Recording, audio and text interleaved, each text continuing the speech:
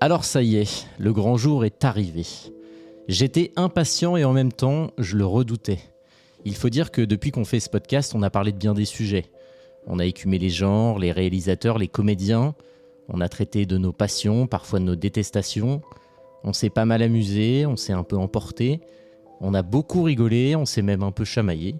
Bref, d'aucuns pourraient dire qu'on est passé par toutes les émotions. Et pourtant aujourd'hui, ça va être un peu différent, pour moi en tout cas. Parce que je vais vous parler de quelque chose qui m'est encore plus précieux, de quelque chose qui se fait bien plus rare, de quelque chose qui compte comme un moment suspendu. En vérité, je vais vous parler de sentiments, de vrais sentiments, des miens, de ceux qui marquent, de ceux qui durent, de ceux qui ne s'en vont jamais vraiment, de ceux qui restent là quelque part, cachés dans une petite boîte, tout au fond de nos têtes. Aujourd'hui, je vais vous parler de ceux que je ressens et qui se traduisent par un amour infini envers ce qui est sans doute l'œuvre de Damien Chazelle la plus connue, j'ai nommé La La Land. Ouais, je sais, c'est pas très original, mais tant pis. Pour que vous compreniez bien, je dois vous avouer qu'au moment où j'écris ces mots, j'ai les yeux encore rougis de mon revisionnage du soir à quelques heures de l'enregistrement. J'ai la gorge toujours un peu nouée et la trace des quelques larmes qui ont coulé le long de mes joues. Chaque fois, c'est la même chose de toute façon. La vérité, c'est que je ne me lasserai jamais de regarder ce film pour voir Sébastien et Mia tomber amoureux encore et encore. Je crois qu'ils sont tout simplement ce que j'ai vu de plus beau sur un écran de cinéma. Ouais, rien que ça. Je pourrais les regarder en boucle, mais je réserve méticuleusement ces moments pour qu'ils restent intacts et que jamais ils ne deviennent une routine. Pourtant, je ne bouderai jamais mon plaisir de les voir danser, de les voir chanter, de les voir s'aimer, le tout bercé par la bande originale magistrale de Justin Hurwitz qui résonne si souvent dans mes oreilles. Et puis, parce que ça va avec, je ne me remettrai jamais vraiment non plus de voir le lien entre eux s'effilocher doucement, petit à petit, insidieusement, pour finir par devenir quasiment invisible. Ça m'arrachera toujours le cœur. C'est tout ça que je ressens quand je revois La La Land. C'est fou de ressentir autant de choses pour une vérité qui n'existe qu'à travers un enchaînement continu de 24 images par seconde, d'avoir le cœur serré devant un spectacle imaginaire. Je suis amoureux de ce film et chaque fois que je le vois, je me rappelle à quel point. Et peu importe ce qu'on peut en penser, j'aime l'ivresse que ça me procure. Et même si je sais bien que tout ça n'existe pas vraiment, ça me plaît de me dire que quelque part dans un coin de ma tête, ça existe quand même un peu pour de vrai. Parfois le cinéma c'est aussi fort que ça.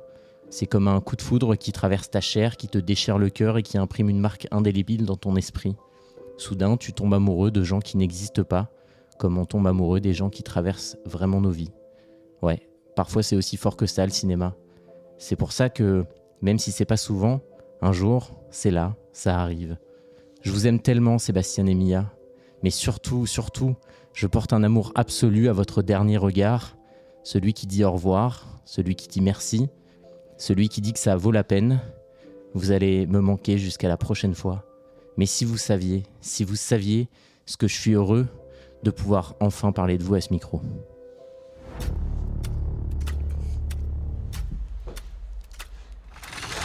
Ne l'oublie pas, un grand pouvoir implique de grandes responsabilités. Ouh, c'est un bingo! Mais qu'est-ce que vous voulez que ça me foute vos conneries?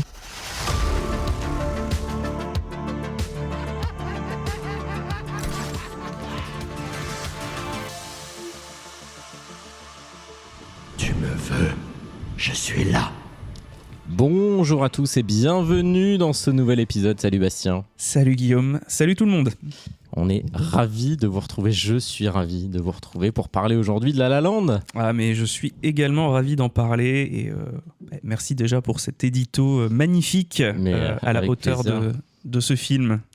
Donc vous l'avez compris, nous allons parler aujourd'hui de La La Land qui est sorti le 25 janvier 2017, qui a été écrit et réalisé par Damien Chazelle avec à la musique Justin Hurwitz. C'est un film qui dure 128 minutes, qui a été réalisé avec 30 millions de dollars seulement. J'étais assez surpris quand j'ai vu ça, j'avais dans l'idée qu'il avait coûté plus cher et il a rapporté 446 millions de dollars au box-office.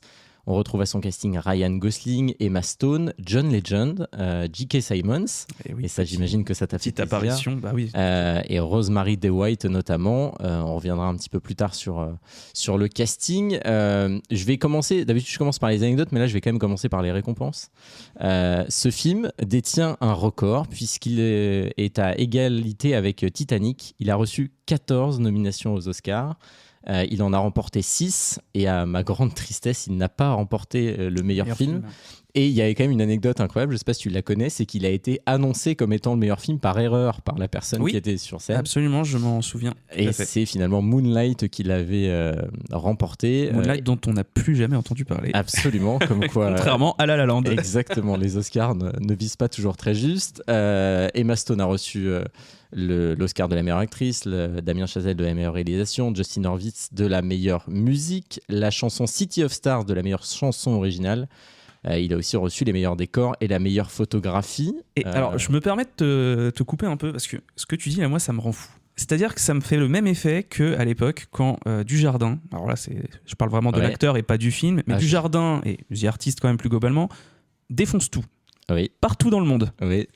Y compris au César. Aux Oscars, tu veux dire. Et au César, oui. Et au César, mais par contre au César, eh ben lui, il a pas le César du meilleur acteur. On est d'accord. Et ben là, tu vois, ce que tu dis sur La La Land, je trouve ça hallucinant. C'est-à-dire qu'aux Oscars, il lui donne toutes les plus grosses récompenses dans lesquelles il était nommé. Par contre, le meilleur film, c'est le seul qu'on va pas donner. Je vais regarder quand même par curiosité ce que Moonlight a eu comme autre récompense parce que il a pas dû en avoir beaucoup. Parce que s'il a eu que le meilleur film, c'est de la saloperie. Très honnêtement. Ils peuvent un peu compenser parce qu'ils ont reçu le Golden Globes du meilleur film. C'est pas une raison. Voilà, ils ont reçu 7 Golden Globes et 5 BAFTA cette année-là. Donc autant dire que le film a fait une razzia, mais ouais, je comprends ce que tu veux dire. Meilleur film, meilleur scénario adapté et meilleur acteur dans un second rôle pour Mahershala Ali, que tu aimes beaucoup. Aux Oscars 2017. Pour Moonlight, je suis désolé, tant mieux pour lui, mais non. Là, en fait, je trouve qu'à un moment donné, dans les cérémonies comme ça, faut aussi donner un peu ce qui est logique, tu vois. Tu peux pas juste dire, oui, non, on est un petit peu prout-prout, nous, alors on va pas faire comme tout le monde. Le truc bouffe toutes les grosses récompenses, mais on lui donne pas le meilleur film. Je trouve ça hallucinant. Non, mais je suis d'accord. Ça me rappelle l'année où Oppenheimer est sorti. Christopher Nolan était l'invité guest des Césars et il est quand même venu. Il a fait un discours. Il a eu un César d'honneur et il n'a pas gagné le César du meilleur film étranger, ce qui était quand même assez drôle. Alors que clairement, c'était qu'on l'aime ou pas, Oppenheimer, c'était le film de l'année.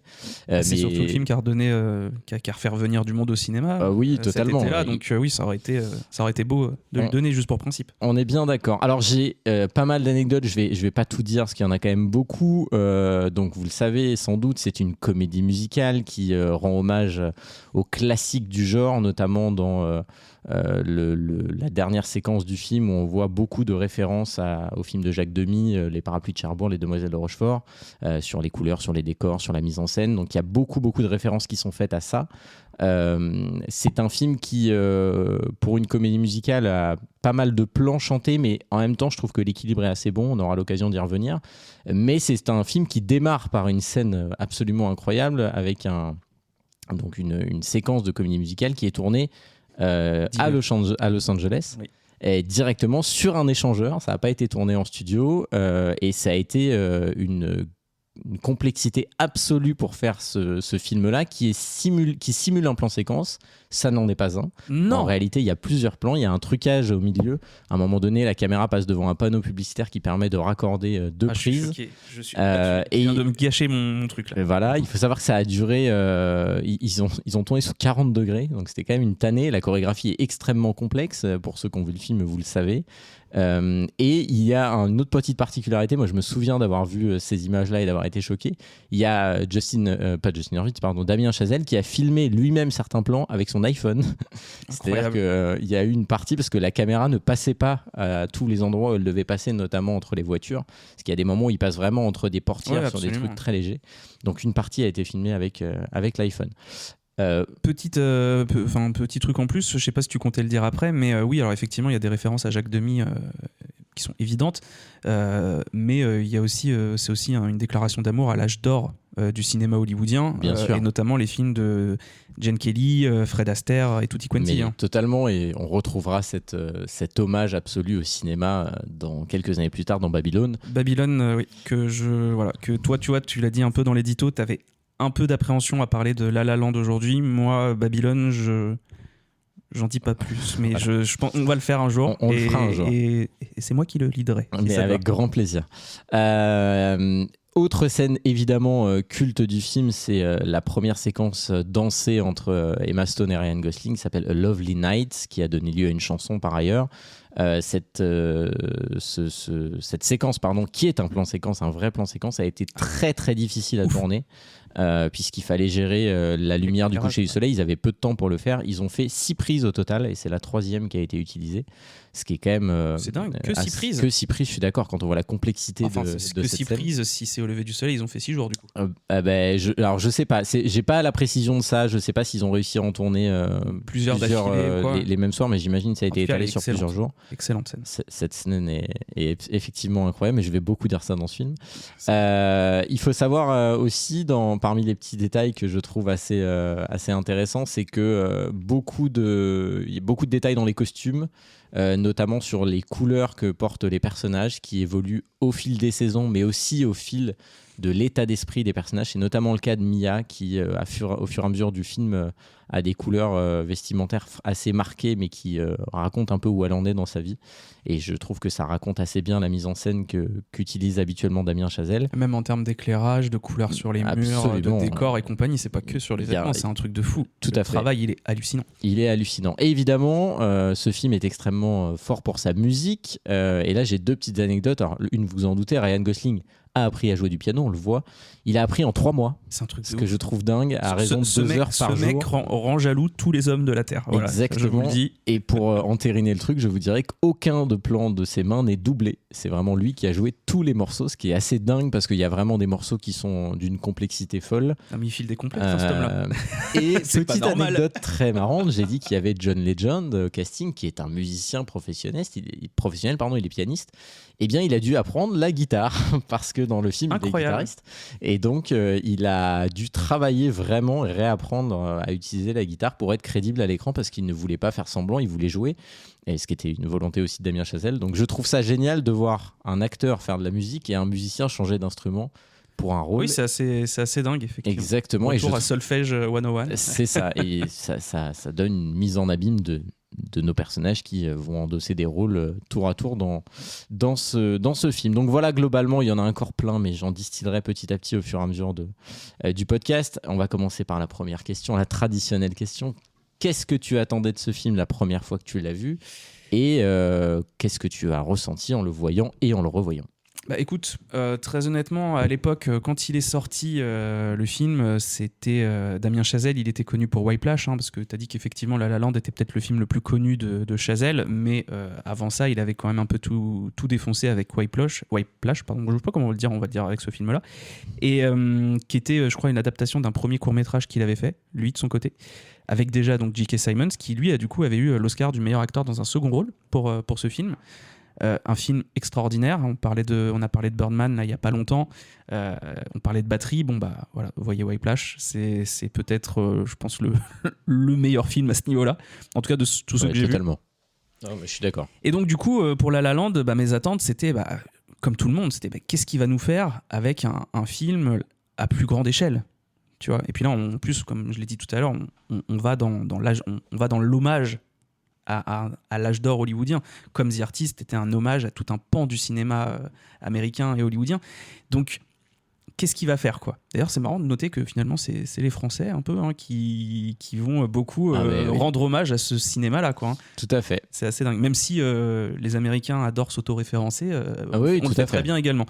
La preuve. Et donc, du coup, mes attentes, c'était de voir qu'est-ce qu'il allait faire, qu'est-ce qu'il allait nous montrer. En plus, Ryan Gosling, Emma Stone, ils ont une alchimie dans leur film. Ils ont fait 3 films ensemble, donc Gangster Squad et Crazy Stupid Love, dont on parlera aussi, je pense, bientôt. Crazy Stupid Love. Et donc, La La Land, et rien que pour ça, moi, j'étais très curieux. Comédie musicale, c'est vrai que c'est pas un genre qui m'attire forcément, de base, et pourtant, j'en ai vu quelques-uns. Et du coup, bah voilà. Et là, pour le revisionnage, comme j'avais pas vraiment de souvenir de mon ressenti de l'époque, je sais que j'avais bien aimé, mais sans être dithyrambique comme toi, tu as pu l'être tout de suite quand tu l'as vu. Je voulais voir si j'allais apprécier, étant donné, comme je disais, que j'ai pas beaucoup d'attache pour ce genre au départ. C'est pas vers ce genre de film que je vais normalement. Et quelle ne fut pas ma surprise, puisque j'ai absolument adoré. Je l'ai trouvé excellent. C'est un énorme plaisir, ce film. C'est un énorme plaisir. J'ai ressenti... En fait, tu vois, on a mentionné Babylone. Tu te souviens de l'état dans lequel on était? Je me souviens très à la bien. fin de Babylone. Et en fait, j'avais pas le souvenir d'avoir été dans cet état au premier visionnage de La La Land. Et là, alors j'étais pas dans cet état, mais j'étais pas dans un état, voilà. Peut-être pas autant que toi quand tu le racontes dans ton édito, mais putain, comment ça marche bien à la fin, comment ça te prend. C'est terrifiant, c'est terrifiant. Il est trop fort. Il est vraiment trop fort. Il est très fort. Ouais. Donc du coup, voilà, la BO est extraordinaire, le réal est extraordinaire, le casting est extraordinaire, les chorégraphies sont extraordinaires. Alchimie entre Gosling et Emma Stone qui fonctionne, comme je disais, à chaque fois quand ils jouent dans un film ensemble. Les plans séquences, qu'ils soient vrais ou faux en l'occurrence, il y en a énormément. Donc, mais donne-moi ce que j'aime, quoi, Damien. Les séquences musicales sont toutes bien.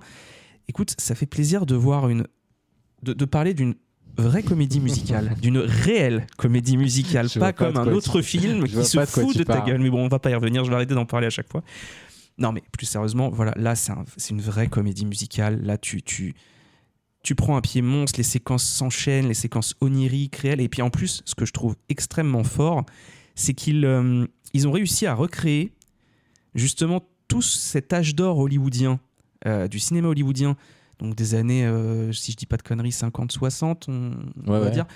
Et, mais à notre époque, oui, je suis d'accord. Vois, là où The Artist prenait place narrativement dans l'époque des films auxquels il rendait hommage, là on est à notre époque en fait. On est à l'époque de 2016-2017. Oui, tout à fait. Il y a des iPhones, il y a des écrans, il y a des machins. Et pourtant, t'as pas du tout l'impression d'être en 2016-2017 quand tu vois le film. Oui, je suis d'accord. C'est absolument génial. Donc non, j'ai adoré le rythme qui est fait par la BO, qui est fait par la musique. Tu vois, on y revient. T'es en train de prendre ce podcast d'assaut là, avec tous tes films à la Birdman, La La Land et compagnie. Attention, monsieur Guillaume. Hein. Mais non, mais plus sérieusement, voilà, ça fonctionne bien. Et j'ai beaucoup aimé aussi le conflit entre musique moderne, musique à l'ancienne. Ça m'a rappelé un peu un film que j'ai vu récemment, alors, qui le faisait, qui lui pour le coup faisait pas du tout ça, mais ça me l'a rappelé quand même. C'est le film Sinners avec Michael B. Jordan, qui est pas du tout une comédie musicale, qui est pas du tout un film comme ça, qui est plus un film d'horreur machin. Mais à un moment donné, il y a ce parallèle entre jazz et musique moderne. Et en fait, au contraire, il y a une séquence qui est un faux plan séquence aussi pour le coup dans Sinners, où ils réunissent les deux en fait. D'accord. Et pour dire qu'en fait le jazz est à la base de toute la musique qu'on écoute aujourd'hui. C'est une scène vraiment qui est très très très... Le film m'a surprenamment... Non, mais à ma surprise, le film m'a plu. On va pas inventer des mots non plus. Donc voilà, tout fonctionne, il n'y a rien à acheter et j'arrête d'en parler parce que j'ai plus les mots. Donc Guillaume, est-ce que toi tu avais des attentes la première fois que tu l'as vu? Eh ben, c'est tout ce qui fait que j'aime autant ce film, c'est que j'ai vraiment repoussé très longtemps le visionnage de ce film. D'abord parce que je partage avec toi une chose qu'on a déjà dite ici, c'est que quand tout le monde dit du bien d'un film, ça me donne pas spécialement envie de le voir. Non pas que je veux être contre la tendance générale, mais j'ai toujours peur de la déception, parce que par définition, ce film-là, il a été porté à la gloire par tout le monde, on a cité les récompenses tout à l'heure, mais par le public en général. Donc moi j'ai beaucoup repoussé, d'abord pour ça et parce que je ne voulais pas voir de comédie musicale. C'est un genre qui ne me plaît pas du tout, que je n'aimais pas du tout. Et je vais expliquer un peu le cheminement qui m'a amené à ça. Ça va être l'occasion de citer une autre créatrice de contenu qui s'appelle Linousor, que vous connaissez peut-être sur les internets, comme on dit, qui a un amour infini pour ce film, je crois. Et qui en parlait souvent. Et donc un jour je me suis dit bon, il va falloir que je le voie, mais je vais pas commencer par ça. Je vais essayer de trouver une autre porte d'entrée à la comédie musicale et j'ai commencé par un film qui s'appelle Tic Tic Boom avec Andrew Garfield, qui est un très très très très bon film. C'est celui avec Vanessa Hudgens aussi? Oui, oui, il raconte la vie d'un mec qui essaye d'écrire des comédies musicales, qui essaye d'écrire des pièces à Broadway. Faut que je vois parce que je crois que je connais que la scène où Vanessa Hudgens et lui chante sur une scène et face à 2 micros et la scène est incroyable. Voilà, donc j'avais commencé par voir ça et ça m'avait plu et je m'étais dit ok, peut-être que les comédies musicales finalement je vais pouvoir voir ça. Et je me souviens très bien que j'ai vu ce film pour la première fois pendant un mois de novembre et j'ai commencé à regarder ce film et au bout de 5 minutes j'ai su que ce film allait être vraiment particulier. J'ai ressenti quelque chose que je ressens pas souvent devant un film. Et voilà, ça a été le cas jusqu'à la fin, ça a été crescendo, la fin de ce film et voilà, et je n'oublierai jamais la fin de ce film et voilà, je suis tombé amoureux de ce film, littéralement, je l'ai dit dans l'édito, mais c'est pas usurpé, c'est vraiment, je ressens ce sentiment-là pour ce film-là et ce que j'aime, c'est que chaque fois que je le revois, c'est la même chose. Et j'ai eu la chance, après l'avoir vu la première fois, que la semaine où je l'ai vu, ont été mis en vente des places pour aller voir ce film en ciné-concert au Grand Rex, orchestré par Justin Hurwitz. Donc j'ai réservé mes places et 1 an après j'y suis allé et c'est la meilleure séance de cinéma de ma vie. Elle dépasse même celle d'Interstellar, pourtant Dieu sait que je l'aime, mais ce moment-là a été incroyable. Je me souviens très bien, pas faire long là-dessus, mais être le dernier à sortir du Grand Rex. Je me souviens être le dernier assis dans la salle et que le mec de la sécurité est venu me demander de partir parce que je ne pouvais pas partir, quoi. C'était assommé. Ouais, et c'était prodigieux de voir ce film et de voir un orchestre d'une 60aine de musiciens dirigés par... Vous voyez pas, mais il a les yeux qui s'embuent en parlant. Vraiment, et de voir Justin Hurwitz diriger ça et de les voir jouer à la milliseconde près, parce que c'est très dur de faire ça. Oui, parce qu'on avait fait le ciné-concert Batman, et c'était un peu pourri. Voilà, de 89, c'était vraiment pas, c'était autre chose. Et là, c'est-à-dire qu'on a des plans sur les gens qui jouent, et on a des gens qui jouent en direct la musique. Il faut que ça raccorde, quoi. Il n'y a pas un moment où ça marche pas. J'espère qu'ils vont le refaire, parce que je regrette tellement de ne pas avoir pu y assister. Oui, c'est prévu, je te le dis. Ils ont annoncé qu'ils allaient refaire. Justin Hurwitz fait des tournées de ça maintenant, donc c'est prévu, ça va revenir. Bah, tu y penses à moi. Exactement. Donc si vous avez l'occasion d'aller faire ça, faites-le. C'est une expérience. Mais bien sûr, on fera un meet-up. Mais non, vraiment, c'est une expérience dingue. Et je crois que ça a scellé définitivement la place qu'a ce film pour moi. Donc c'est ça qui est d'autant plus fort, c'est que moi, c'est pas que j'avais pas d'attente, c'est que j'avais une appréhension. Je pensais vraiment que j'allais pas aimer. Donc le plaisir a été d'autant plus grand de tomber dedans. Je propose qu'on commence un petit peu à raconter ce qui se passe. Donc on l'a dit, le film s'ouvre sur un embouteillage monstrueux à Los Angeles qui, paraît-il, est assez récurrent. Oui, c'est leur périph' parisien à eux. Voilà, c'est ça. Et donc dans cet embouteillage, on voit Mia qui est au téléphone et qui se fait klaxonner assez fortement par Sébastien. Donc tout ça se passe après la fameuse scène de danse, hein. Je reviens pas dessus, on l'a évoqué, mais voilà, il la klaxonne parce qu'elle met 1000 ans à redémarrer et donc c'est leur première interaction. Et on va très vite comprendre que Mia, donc elle vit en colocation avec 3 autres amis à elle court les castings et en même temps elle travaille chez la Warner, en l'occurrence dans le café du studio de la Warner. Et pour revenir sur ce que tu as dit tout à l'heure, je trouve que c'est pour ça que le film est très intelligent. Tu l'as dit, on n'a pas l'impression d'être à notre époque quand on regarde ce film. Et ils se servent parfaitement des studios de la Warner pour ça. Complètement. Il y a été la première scène dans le café, enfin, même le moment où elle est avec Ryan Gosling et qui marche le long et compagnie, qui passe devant un tournage, c'est pour ça que ça marche. Ouais, on est d'accord. Donc finalement, elle va passer un casting parce qu'elle se rend compte pendant sa journée de travail qu'elle a oublié d'aller faire un casting. Elle y va, ça se passe évidemment pas bien, elle n'est pas prise, on comprend assez vite que son personnage galère grosso modo pour tous les castings. Quand elle rentre chez elle, elle est déprimée et ses colocataires vont la convaincre d'aller faire une soirée dans laquelle ils sont censés rencontrer un certain nombre de gens du milieu.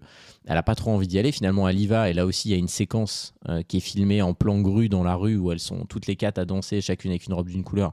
Elle est incroyable cette séquence, cette séquence est folle. En fait, j'allais dire, c'est intéressant si vous voyez le film et vous aimez et que la technique vous intéresse un peu, essayez de voir le making-of, c'est hallucinant. Ah ouais, je suis d'accord, le making-of de ce film est dingue.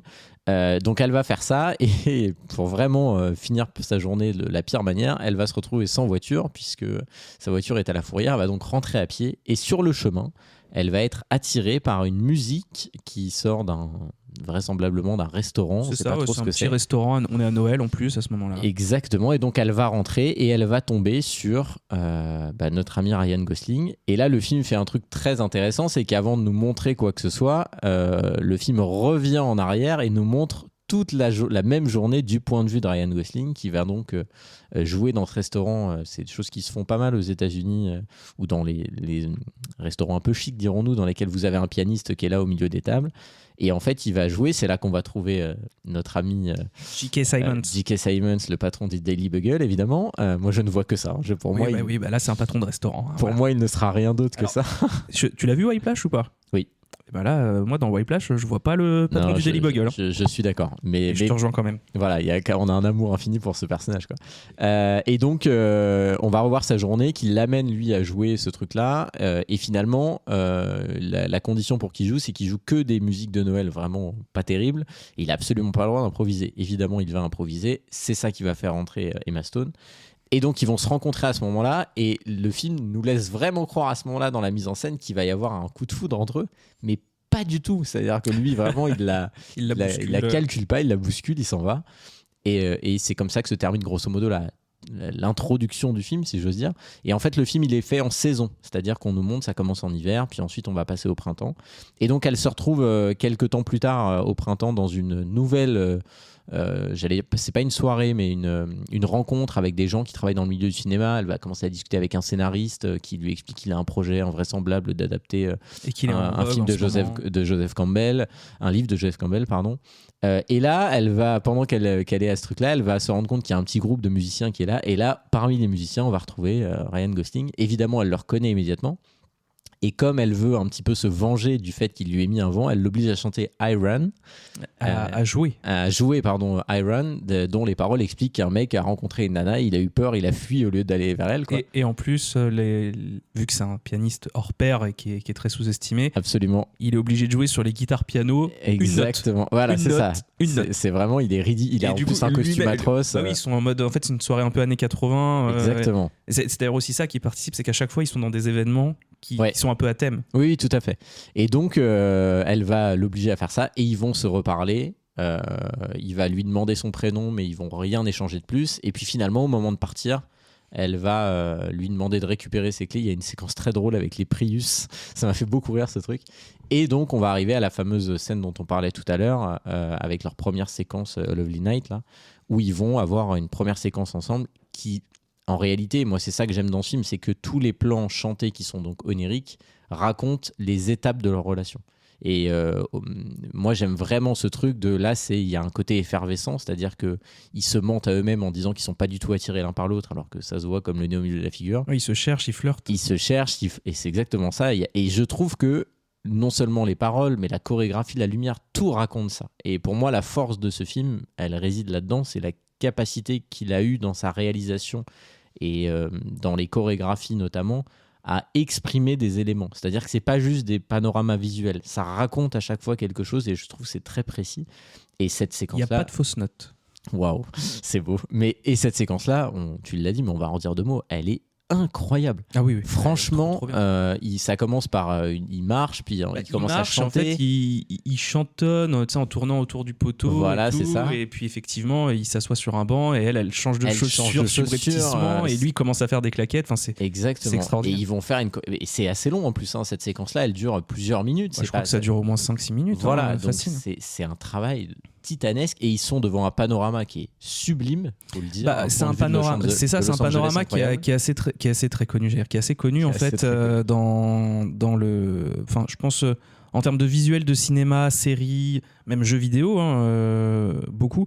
C'est le visuel, c'est quand tu es sur les collines, si je dis pas de bêtises, et que tu surplombes en fait tout Los Angeles, exactement, etc. quoi. Donc c'est le rendez-vous des cinéphiles, des amoureux tout court. Enfin voilà quoi, c'est pas choisi au hasard non plus. Et on comprend pourquoi, parce que ça marche incroyablement bien. Voilà. Et donc finalement ils vont se séparer sans. On n'est pas né dans le bon pays, je te le dis. Exactement. Sans trop se dire. Pareil, on se donne pas de numéro de téléphone. Il y a un côté vrai. Le film évacue parfois ça, évacue ce côté technologique justement. Mais c'est ça. Puis même là la tenue, parce que à ce moment-là, Ryan Gosling s'est rechangé et il est en tenue costard cravate, mais qui qui jure un peu avec l'époque dans laquelle est censé se produire le film. C'est-à-dire que c'est pas le costard cravate de. Enfin, je sais pas, il y a un truc qui fait que. Je suis d'accord. Le film, en fait, est presque hors du temps. Ouais, il y a une ode à l'élégance aussi. Ouais, il y a un travail là-dessus et c'est vrai qu'il est toujours extrêmement bien sapé. Mais même elle, les robes sont très flashy, mais à chaque fois, ça fonctionne. Sa fameuse robe jaune, absolument culte. Donc, du coup, il va quand même réussir à savoir, parce qu'elle va lui dire au travers de la conversation où est-ce qu'elle travaille. Et donc le lendemain il va venir la chercher entre guillemets à son travail, et là ils vont avoir toute une séquence où ils vont se balader à travers les décors. Et là aussi la mise en abîme pour moi est merveilleuse, et tu l'as dit, à un moment il passe devant, il y a un tournage, donc il s'arrête, le plan s'élargit, puis finalement il passe derrière. Enfin, encore une fois, dans la composition des plans, c'est ça. dingue. Et puis en fait, ce qui est assez dingue aussi, c'est qu'il y a beaucoup de choses qui se passent en arrière-plan, et que ça, tu revois qu'au revisionnage, notamment ce moment-là où il regarde le tournage, les deux acteurs sont sous un parapluie, il y a une fausse pluie ou je sais pas quoi. Non, mais en tout cas, ils sont sous un espèce de parapluie de soleil. Ouais. C'est ça. Et en gros, les deux acteurs jouent un couple, donc sont en mode en train de oh m'amour, et puis il y a le cut. Ouais. Et là, tu les vois qui sont en train de s'embrouiller, et eux, c'est exactement l'inverse qui est en train de se produire. Enfin, je trouve ça génial. Il y a beaucoup de détails dans la mise en scène. Ouais, c'est un film qui hallucinant. Vous prenez plaisir à le revoir pour exactement ce que tu viens de dire, c'est-à-dire aller chercher des choses supplémentaires. Il y a des couches successives dans les plans qui sont vraiment intéressantes. Et ce film, à ce moment-là, va basculer sur un truc, c'est que en réalité, moi, c'est pour ça que ces personnages me touchent vraiment au cœur, c'est que c'est des personnages qui sont passionnés par ce qu'ils font et qui deviennent passionnants. Et ils ont cette discussion où lui explique qu'il est féru de jazz, qu'elle aime pas ça du tout. Et lui, son premier réflexe, c'est de lui dire « mais je vais t'emmener écouter du jazz ». Et il lui emmène, et il y a cette séquence où il l'emmène écouter du jazz, et il lui explique en même temps qu'il joue. Et moi, j'adore cette séquence. Super. Voilà, il parle de jazz. Les séquences sont super. C'est de l'urgence. Et en fait, ça raconte quelque chose. Et petit à petit, on sent qu'elle est captivée parce qu'il est passionnant. Et lui, il est captivé parce que dès le début, lui, il a ce discours de « mais si, il faut que tu fasses. Si tu trouves pas de casting, écris-toi tes propres rôles. Ça va marcher comme ça parce que tu mérites de jouer, donc tu vas te donner les moyens de le faire toi-même. » Et lui, il explique qu'il a donc ce rêve de monter un club de jazz. Et donc il rentre un petit peu là-dedans, et ils vont se donner un rendez-vous. J'avance un petit peu parce que sinon ça va durer 2 heures. C'est dur pour un film que t'aimes de pas faire le déroulé comme on faisait avant. C'est vraiment difficile. Je l'ai senti parce que à un moment donné je me suis dit on est en train de faire vraiment scène par scène là. Il va falloir que j'arrive à lui faire comprendre qu'on a dit qu'on faisait plus ça. Non, promis, on va pas faire ça. Mais du coup ils vont dans cette discussion se donner un rendez-vous. Il lui propose d'aller voir un film au cinéma, le cinéma Le Rialto. Et donc La fureur de vivre avec James Dean. Exactement, pour justement comme ils disent, pour travailler. C'est ça, c'est for work, je crois qu'elle dit ça. Ouais, c'est ça, en gros, c'est pour apprendre des choses parce qu'elle l'a pas vu alors elle veut se lancer dans l'acting, quoi. Exactement, donc il faut absolument que tu vois ça, il y a plein de choses à voir et tout. Et donc elle y va, et il faut savoir qu'elle est en couple avec quelqu'un, un personnage qui s'appelle Greg, qu'on va assez peu voir. Et en fait, le soir même, elle ne peut pas y aller parce qu'elle est à un dîner avec eux. Et pendant qu'il y a ce dîner dans lequel elle s'ennuie copieusement, et on sent bien qu'elle n'a pas du tout envie d'être là, dans les haut-parleurs du restaurant vont retentir les quelques notes de piano qu'avait joué Ryan Gosling la première fois qu'elle l'a vu. Et là aussi, dans la mise en scène, c'est tout con, mais il y a un plan sur le haut-parleur qui est quand même pas très beau. Mais en fait, dans le plan, il y a le haut-parleur, il y a écrit sortie. Ouais. Et enfin voilà, moi je trouve que ça aussi c'est des détails incroyables. Et donc là, elle va s'enfuir. En fait, elle se joue dans la tête, hein, c'est ça que ça raconte. Exactement. Et donc elle va partir en courant. Et là aussi, il y a un plan sur la sortie qui passe à un plan. On est très serré sur elle, à ce qui finit en plan grue où elle court au milieu de la rue. Et ça aussi, moi, c'est un truc que j'aime dans ce film, c'est que le film se joue totalement des proportions. On a beaucoup parlé de ça dans Zootopie. Ouais. Et là, clairement, les échelles n'existent pas. C'est-à-dire qu'elle peut aller à pied tout est accessible à pied dans cette ville. On dirait qu'ils habitent dans un studio. Voilà, un périmètre. Qu'ils habitent dans un studio. Mais oui, tu as raison, c'est le mot. Et c'est assez marrant. Et donc ils vont se retrouver là, et ça va donner lieu à une scène que moi j'aime beaucoup, comme toutes les scènes. Attends, mais ça fait beaucoup de scènes que t'aimes beaucoup, je trouve. Où ils vont se rapprocher d'abord en se prenant la main, et j'adore ce plan, je le trouve incroyable. Et puis ils vont aller à l'auditorium, puisque le film va s'arrêter en plein milieu, ce qui va cramer, me semble-t-il. Et ça va donner la séquence dans l'auditorium où ils vont danser. Et là, il y a cette séquence-là. Techniquement, elle est folle. Oui, absolument. Et alors, je reviens juste sur la scène du cinéma. Donc, ils sont devant La Fureur de vivre, donc avec James Dean. Et dans ce film, il y a une scène relativement culte qui est à l'Observatoire de Los Angeles. Et au moment où le film crame, ils sont devant cette scène. Et donc, on a juste le plan de début dans le film de la voiture qui va vers l'Observatoire, avant que le truc crame, que la pellicule crame. Et ils se disent, c'est pas grave, on va aller nous-mêmes là-bas. Et quand ils vont là-bas, c'est le même plan qui a été refait. Voilà. Donc c'est juste pour l'anecdote que je dis ça. Mais voilà, le petit plaisir qui fait que. Et donc oui, là, on va arriver dans une séquence complètement onirique, parce que bon, ils arrivent à rentrer dans l'observatoire de nuit sans que personne les arrête et compagnie. Et elle va aller dans cette fameuse salle qu'on a tous vue dans les Simpsons, dans South Park, qu'il y a dans tous les observatoires américains, visiblement. Mais bien sûr. Où on appuie sur une manivelle, et là, il y a l'espace qui est au-dessus de nous, etc. Et là, on va voir qu'ils vont commencer à danser, et puis après ils vont s'envoler dans ce ciel-là, et là ils vont passer en ombre chinoise, et ils vont tourner, valser au son de la BO de Justin. Donc c'est mon pote maintenant. Et donc voilà, c'est complètement onirique, mais c'est beau, c'est la magie du cinéma. C'est la magie du cinéma, j'ai pas d'autre terme en fait. C'est la magie du film, c'est la magie d'un film, c'est ça que tous les films devraient te faire vivre. Sauf que là, il te le met en image et je trouve ça génial. Et du coup, moi, on va faire la transition sur les scènes qui nous ont marqué, on va s'arrêter un petit peu là et puis on reviendra sur la suite après. Mais moi, ce que je trouve dingue quand je vois ça, je reviens à ce que je disais au tout début, c'est le budget du film. Ils n'ont pas beaucoup de budget. Cette scène-là, techniquement, c'est quand même une folie, quoi. Je veux dire, quand ils marchent, évidemment, ils sont tirés par des câbles, mais on les voit pas. Ça marche vraiment bien. On voit personne les décrocher après quand ils retombent et qu'ils se rassoient, contrairement à Birdman, où on le voit. Non, mais je trouve que c'est génial. Et puis, ça marche bien. Ils arrivent vraiment à jouer une chorégraphie parce que lui, il simule comme s'il montait des escaliers. Tout fonctionne, quoi. Et moi, je suis vraiment. C'est une de mes séquences préférées pour rentrer un peu dans ce débat-là. Mais c'est pas la seule. Mais vraiment, celle-là, je trouve que techniquement, c'est la plus aboutie. Parce qu'il y a tellement de choses qui se passent. Oui, et puis il y a beaucoup de moyens mis en œuvre différents, contrairement aux autres séquences où ça reste un peu plus terre à terre quand je dis terre à terre, le film a tellement de travail sur la composition des plans que ça a dû être un merdier immense et sans nom, et qui eux-mêmes devaient être chorégraphiés, je pense, toutes les équipes. Mais oui, je pense que c'est celle où il y a le plus peut-être d'effets spéciaux, d'effets visuels mis en œuvre. Je te rejoins. Après, moi, en termes de séquences préférées, globalement, toutes les séquences musicales, moi j'adore l'intro. Bien sûr. Sur le périph', la musique en plus est tellement entêtante et entraînante que voilà. D'ailleurs, fun anecdote, donc j'ai regardé le film là il y a 2 jours, je crois. Le lendemain, donc j'emmène mon petit à l'école. Et dans la voiture, évidemment, je mets la BO parce que c'est pas lui qui va décider qu'est-ce que je mets dans la voiture. Voilà. Il est trop petit encore. Il est trop petit, puis surtout en ce moment, il est pas très sage, donc c'est pas lui qui décide. Allez. Et du coup, non, plus sérieusement, je mets la BO, et donc je mets la première, et donc c'est la musique d'intro. Et la musique se termine, et j'entends encore. Allez. Ah d'accord, on a écouté que cette musique sur les 15 minutes pour aller à l'école, c'est pas grave. Cet enfant a bon goût. Voilà, c'est ça. Je savais que ça te ferait plaisir, c'est pour ça qu'il fallait que je te dise ça. Donc du coup, non, j'adore l'intro et j'ai beaucoup aimé l'épilogue. En fait, pour moi, il y a vraiment toutes les scènes musicales, comme elles racontent quelque chose, comme elles sont pas là pour être là, comme c'est le cas dans certains films où il y a de la musique. Voilà. Et ben du coup. Il va jamais me lâcher avec ce film. Ah non, mais vraiment, je comprends pas. Et du coup, incompréhensible. Toi, vraiment. tu nous entends. Non, ça retourne là-bas. Et donc du coup, non, mais voilà. Globalement, je trouve que toutes les séquences musicales ont leur place, ont leur importance. Moi, niveau comédie musicale, je sais que j'aimais beaucoup des films comme les Blues Brothers, Chantons sous la pluie. Et là, celui-là, c'est un autre level encore. Tu vois.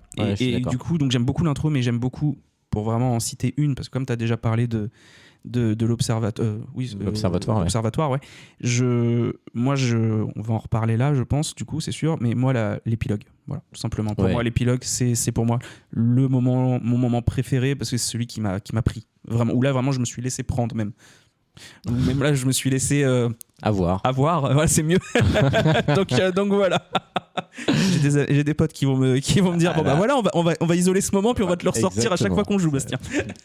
Je sais quoi faire à ton EVG. Oh là, allez, je te promets. Non, alors c'est un peu décousu, c'est de ma faute, je suis désolé. Je vais, avant de moi vous donner quelques scènes que j'aime bien, juste avancer un tout petit peu plus dans l'intrigue, parce que en gros là on va passer donc le printemps qui est, c'est pas au hasard, le printemps c'est l'éveil, donc c'est là qu'ils tombent amoureux. L'été c'est un peu le moment où ils vont aller vers une forme de routine. Donc elle travaille sur son spectacle, et lui il finit par accepter de jouer dans un groupe avec un ancien camarade avec qui il a joué déjà par le passé, John Legend, joué par John Legend, qui est Il joue extrêmement bien, par ailleurs. Moi, j'ai beaucoup aimé son personnage. On l'aime pas trop, son personnage. Non, c'est vrai, on le voit pas trop, mais oui, ça fonctionne bien. Ouais, je suis d'accord. Et puis, donc, il va accepter de jouer. Et en fait, la difficulté, c'est que lui défend absolument de faire perdurer le jazz. Il veut d'ailleurs ouvrir un club dans un endroit qui est devenu un truc à tapas absolument horrible. Samba tapas. Exactement. Et en fait, il accepte ça alors que dans ce groupe, on joue du jazz très moderne avec de la musique électronique par-dessus. Et il y a une discussion, tu en as parlé tout à l'heure quand tu as fait référence à Sinner, qui est intéressante entre les deux, où il lui dit mais en fait toi tu veux faire vivre un truc en étant conservateur alors que les mecs qui ont fait le jazz ils étaient révolutionnaires. Absolument. Et je trouve que c'est très intéressant comme dilemme parce que c'est une vraie question de fond. Faire perdurer un truc, à quel prix en fait il faut faire perdurer du truc, est-ce qu'il faut pas de quelle manière? Et effectivement, si à un moment donné le public ne se renouvelle pas, un genre finit par disparaître, c'est mécanique. Oui, c'est ça, c'est à quel point tu fais évoluer ce que tu défends et ce qui te passionne. Et vraiment, c'est un pan du film que j'ai trouvé intéressant. Donc lui va accepter d'y aller, ils vont donner leur premier concert et Mia va y assister et on voit bien, elle ne comprend pas ce qu'elle voit, c'est-à-dire qu'elle trouve ça bien, mais elle ne comprend pas ce que lui fait là-dedans. Et il se trouve qu'ils vont avoir du succès. Il s'appelle The Messengers, le groupe. Alors c'est pas le premier concert. Entre temps, il y a eu plusieurs moments où justement on a compris que le groupe évoluait bien pendant que elle faisait tout son service, parce que justement ce qui participe à cette routine qui s'installe, c'est qu'elle ne le voit plus puisqu'il est toujours en tournée. Voilà. Et donc elle retourne le voir. C'est juste pour préciser. Non, mais c'est du détail, mais voilà. Et du coup, elle va le voir à ce concert. Et effectivement. Quelques jours plus tard, parce qu'on comprend qu'il y a du temps qui s'est passé, elle l'a pas vu depuis longtemps. En fait, il lui fait la surprise de l'attendre chez elle, et c'est à ce moment-là que je laisse revenir sur ce que tu disais.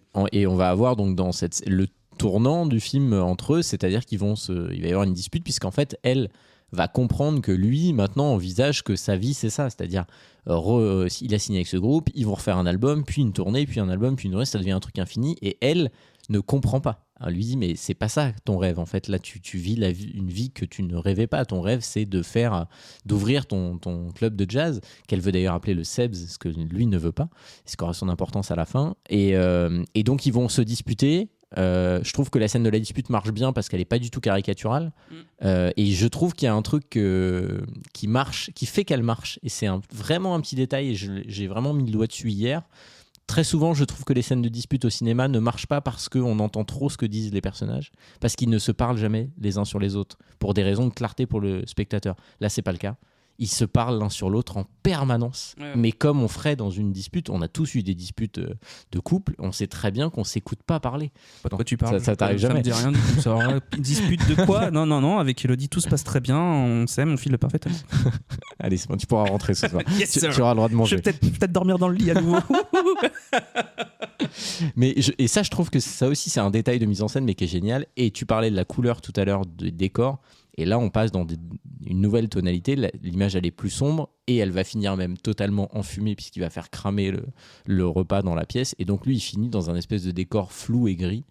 Et du coup, ils vont se séparer. À ce moment-là, on comprend que leur chemin va se séparer. Elle continue de préparer sa pièce. Sauf que lui, le jour de la première de sa pièce, il ne vient pas. Et là, ça va poser... le syndrome Spider-Man. Voilà, ça va poser tout un tas de problèmes, mais je réserve ça pour la dernière partie sur la fin. T'as un peu évoqué des scènes. Moi, il y en a une que j'aimerais évoquer rapidement, parce que je l'aime beaucoup, même si on en a déjà un petit peu parlé. C'est la scène dans le cinéma. Moi, c'est vraiment une scène que j'aime. En revoyant le film, là, je me suis rendu compte à quel point... je sais pourquoi j'ai fait mon court-métrage, quoi. Je me suis dit, il va le dire à un moment donné, c'est obligé, voilà, je vais même pas lui en parler. Je suis obligé de reconnaître que j'ai honteusement copié cette scène de La La Land. Quand j'ai vu La La Land, je me j'ai déjà vu ça, voilà. J'ai joué dans ça, ça n'a aucun sens. Voilà. Non mais c'est fou parce que... Mais pourtant, La La Land, tu l'as vu après que tu as eu l'idée de ton court-métrage? Non, je l'ai vu. Je pense. C'est une bonne question. Peut-être que. Ouais. Moi, j'étais resté là-dessus. C'est pour ça que j'ai raison. Dit, le flou juridique est en place. Non, mais ce qui est fou en fait, c'est que pour moi, ce film-là, on l'a dit, il y a 1 milliard de scènes fortes. Mais moi, s'il y en a 2 que j'aurais toujours en tête, c'est la fin, dont on parlera tout à l'heure, et ça. Ouais. Pour moi, La La Land, c'est cette scène-là. C'est-à-dire, c'est 2 personnes qui se voient dans un cinéma et il se passe quelque chose dans un cinéma. Et en fait, le film raconte ça. Le film, il raconte une histoire d'amour entre 2 personnages, et pour l'illustrer, c'est 2 personnages qui vont tomber amoureux littéralement dans une salle de cinéma. Et moi, j'aime vraiment ça. Je trouve que la lumière, elle est incroyable. Parce qu'ils arrivent, je sais pas comment ils ont fait ça pour avoir un truc aussi saturé, rouge sur les sièges et aussi désaturé dans tout le reste de l'image. Lui, tu parlais des costumes, il a un costume qui a une couleur un peu verdâtre, bizarre. C'est pas un costume pourpre un peu qu'il a à ce moment? Ah non, c'est après. Il a un truc un peu grisâtre. C'est pas en fait, justement, c'est une couleur qu'on n'arrive pas à décrire en fait. Et du coup, je trouve que vraiment ça fonctionne. Et puis voilà, je l'ai dit, le plan sur les mains, pour moi, c'est le meilleur plan du film. Oui, alors petite anecdote, fun fact, Guillaume, ça fait quoi? Ça va faire 20 ans qu'on se connaît. Ça fait 20 ans. Ça fait 20 ans qu'on se connaît. Ça fait 20 ans qu'il est passionné par les mains. Dans une autre vie, ça aurait pu être un serial killer. Je tiens à vous le dire. Voilà, il est passionné par les plans sur les mains et par les mains en général. Mais voilà, et du coup, j'adore ce plan. Et là aussi, parce que je trouve qu'il traduit un truc qui est vraiment réaliste dans un univers onirique, mais c'est vraiment un truc qu'on a connu tous, là aussi, je pense. En tout cas, on est beaucoup à avoir connu ça. Et ce premier contact-là, je trouve que c'était la meilleure manière, finalement, que de démarrer physiquement leur histoire. Oui, c'est clair. Après, c'est vrai qu'on a tous connu ça, on a tous eu envie de connaître ça. Oui, parce aussi. Que moi, les premiers contacts au cinéma, je veux dire, c'est plus je m'étire. Oh. T'as même pas réagi à ma blague. J'ai pas entendu, excuse-moi. T'as les premiers contacts au cinéma, à part Denis Villeneuve, voilà. C'est pour ça que j'étais heureux de pas l'avoir entendu. Ça nous a fait plaisir. Bastien et Guillaume font des jeux de mots. Le nouveau podcast à suivre. Aïe. Bon, je vais aller sur la fin quand même. Il ne va pas venir à la première de son spectacle parce qu'il a une séance photo, donc il arrive à la fin. Une séance photo qui le dégoûte en plus. Qui est ridicule, où il prend des poses affreuses avec un costume il a une casquette et tout, il n'y a rien qui va. Elle joue, sauf qu'en fait, il y a très peu de gens dans la salle. Clairement, ils sont 8 personnes, quoi. Et elle entend les commentaires des gens quand elle est en coulisses dire que c'était nul, globalement. Donc, elle décide d'arrêter sa carrière. Lui vient devant pour la rattraper. Elle dit non, c'est fini, j'arrête tout. En fait, on comprend qu'elle arrête leur histoire, mais elle arrête aussi sa carrière. Elle veut plus. Bien sûr. Ouais. Donc elle lui dit qu'elle peut pas rembourser le cinéma. Voilà, qu'elle a plus les moyens. Et donc, elle s'en va, elle retourne chez sa mère, enfin chez ses parents en l'occurrence. Et lui, le lendemain, va recevoir un appel d'une directrice de casting qui est venue à la pièce. Et effectivement, j'ai fait un petit retour arrière à la fin du film. On la voit. Et en fait, elle a vu, elle a aimé. Et donc, lui va décider d'aller la chercher chez elle. Et là, ça va se faire plaisir. Il y a un petit fusil de Tchekhov, puisqu'elle nous dit au tout début du film qu'elle allait à la librairie à la bibliothèque qui était en face de chez elle. Et c'est grâce à ça qu'il la retrouve. Donc, il va la chercher. Ils ont une séquence, une espèce de semi-dispute dans la rue qui est assez sympa. Et le lendemain, il l'emmène à cette audition. Et elle va passer une audition, et pour ça, c'est une nouvelle chanson qui s'appelle The Falls We Dream, dans laquelle elle évoque un souvenir de sa tante qui vivait à Paris et qui raconte qu'un jour, elle s'est jetée dans la Seine et que même si c'était froid et terrible, elle le referait sans hésiter. Et là aussi, la métaphore est brillante. La métaphore est brillante, et surtout, la mise en scène est incroyable, puisque là aussi, la caméra va doucement s'approcher. Elle est face à... comment dirais-je, à des directeurs de casting. Ouais, c'est ça. Les lumières s'éteignent et d'un seul coup on a l'impression qu'elle est sur une scène. Ouais. Alors qu'au départ ça ressemble à un bureau, quoi. Donc voilà. Une scène sur la scène, en parlant de la scène. Exactement. Et la chanson par ailleurs est vraiment excellente. Et Emma Stone chante extrêmement bien. Oui, c'est vrai qu'on l'a pas dit, mais c'est con à dire. Et même Ryan Gosling chante super bien, contrairement à d'autres qui ont pu faire d'autres comédies ou de films musicaux où il ne chantait absolument pas bien. Oui, mais c'était fait exprès. Alors, donc à la fin de ce truc, lui il est persuadé qu'elle va avoir le rôle, elle ne le sait pas, et évidemment le film doit se passer à Paris. Et donc, elle va poser la fameuse question de qu'est-ce qu'on fait de nous ? Et en gros, lui dit tu vas partir parce que tu vas l'avoir, ce rôle. Donc, on verra ce que la vie décide, mais on comprend que tacitement, ils acceptent l'idée qu'ils ne vont pas forcer leur histoire, qu'ils ont été au bout de ce qu'ils avaient à vivre ensemble. Et finalement, on la retrouve, elle, 5 ans plus tard. Elle sort d'une voiture dans les studios de Warner, elle va prendre un café là où elle travaillait, ce qui fait qu'il y a une scène miroir parce qu'elle avait au tout début du film servi une grande actrice, donc elle va être à nouveau à son tour la grande actrice. On la voit, donc voilà, on comprend qu'elle a réussi, on la voit notamment sur des affiches dans la rue, etc. On la voit chez elle avec son mari, avec sa fille, et elle se retrouve en voiture avec son mari pour aller à un dîner. Enfin une soirée en l'occurrence, mais ils sont dans les fameux bouchons, voilà. Ils sont au pied de la bretelle et ils vont prendre la bretelle sur laquelle il y avait la chorégraphie au départ dans l'autre sens évidemment, ils vont décider d'aller dîner, et en rentrant juste avant de monter dans la voiture ils entendent, et là c'est le mari qui entend une musique dans un club, ils vont rentrer Et là, elle va comprendre en voyant le logo que c'est le Seb's Club, donc c'est bien celui de Ryan Gosling qui a finalement, Sébastien, monté son club. Donc elle va s'asseoir dans le public, il va la voir une première fois et il va décider d'aller au piano et il va jouer évidemment leur chanson, leur thème, Mia et Sébastien, qui était celle qu'il avait jouée au tout début, la première fois qu'ils se sont rencontrés. Et voilà, et là on a une séquence, et je vais te laisser en parler, qui est incroyable. C'est extra, bah oui, c'est extra. Parce qu'effectivement, les deux se sont séparés, c'était pas par manque d'amour, c'était parce que les deux sont des passionnés, sont des écorchés vifs pour leur passion, même s'ils se le sont un peu cachés à un moment donné. Et en fait, lui, de son côté, à ce moment-là, on comprenait aussi qu'il allait retourner vers son rêve, en fait, qu'il allait requitter le groupe et que effectivement, elle avait raison.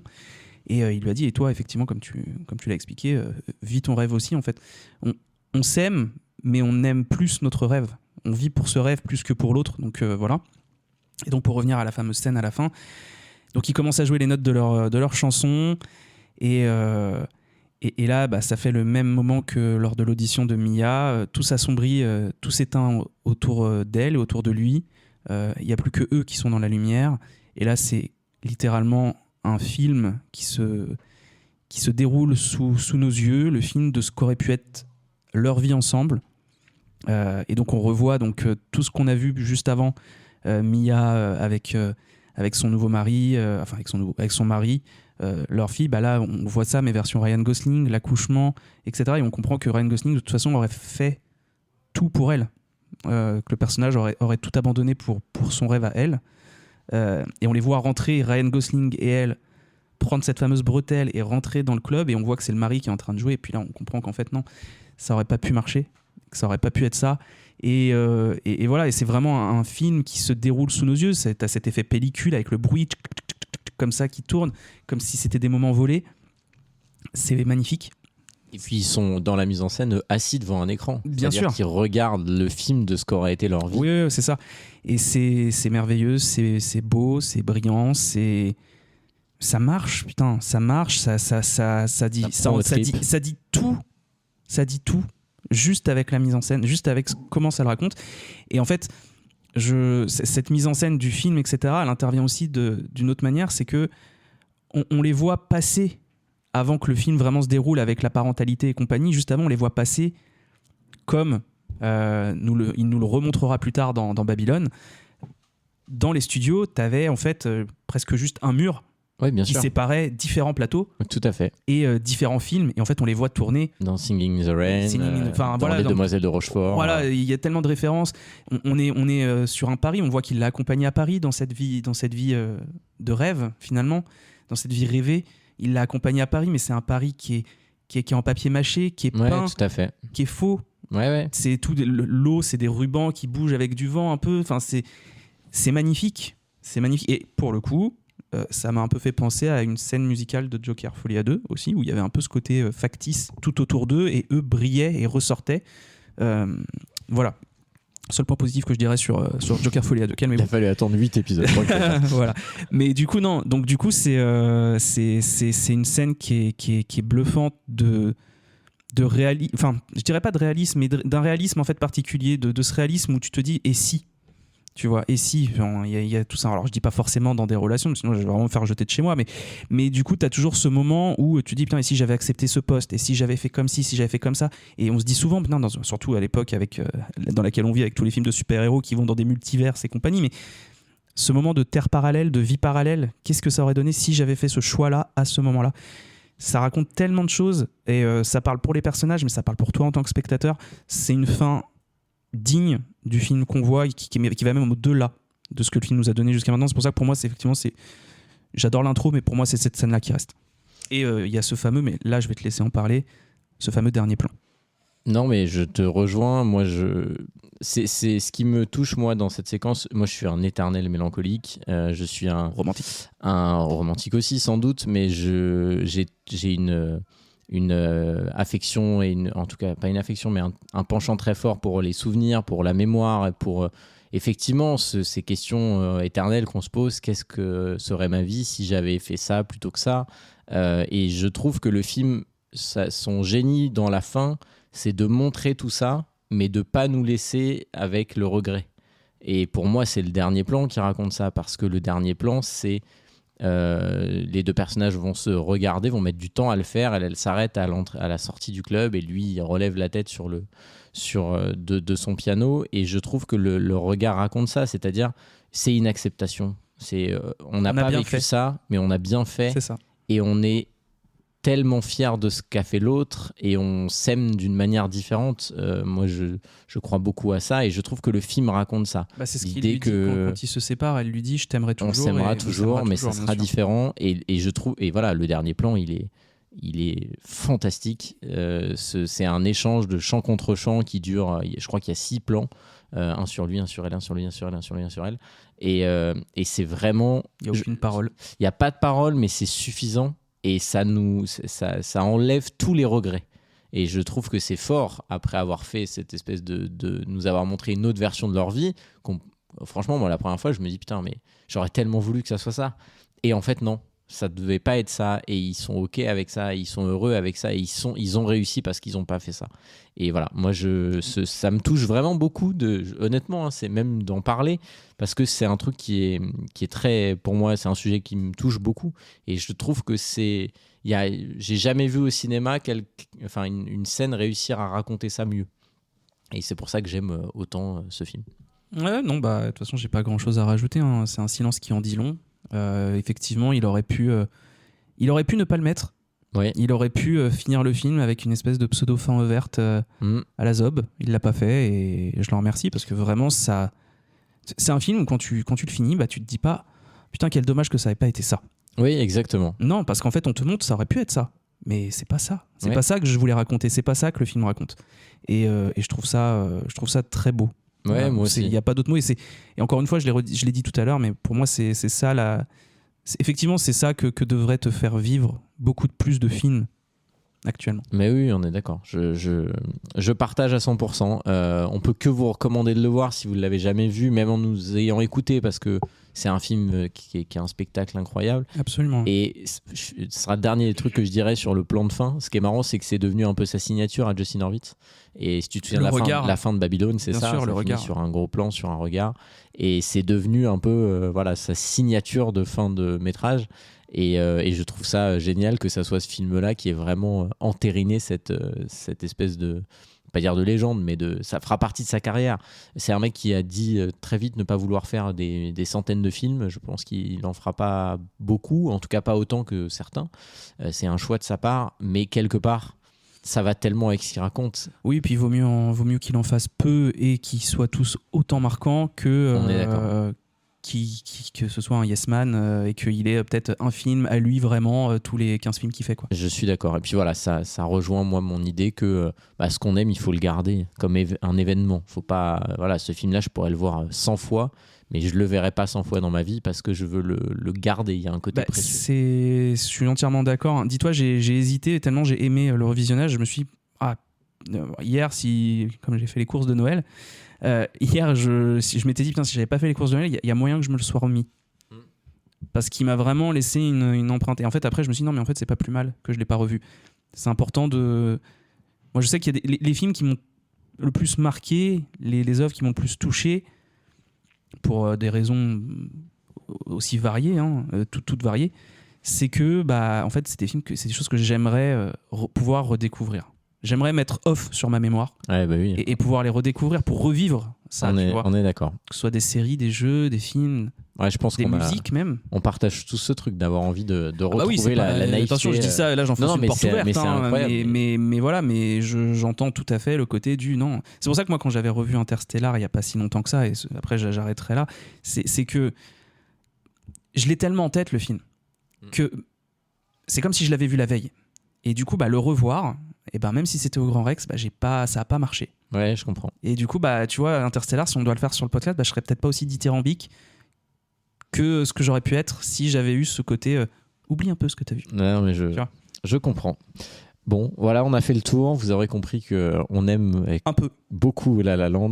Moi, en tout cas, déraisonnablement. Mais voilà, voyez ce film si vous ne l'avez pas vu. Mais il en faut des films que tu aimes déraisonnablement, peu importe les raisons. On est bien d'accord. Important. Merci à tous de nous avoir écoutés. On se donne rendez-vous la semaine prochaine. Merci Bastien. Merci Guillaume, merci à tous de nous avoir suivis. Et puis à la prochaine. Absolument. À la prochaine. Salut. Ciao.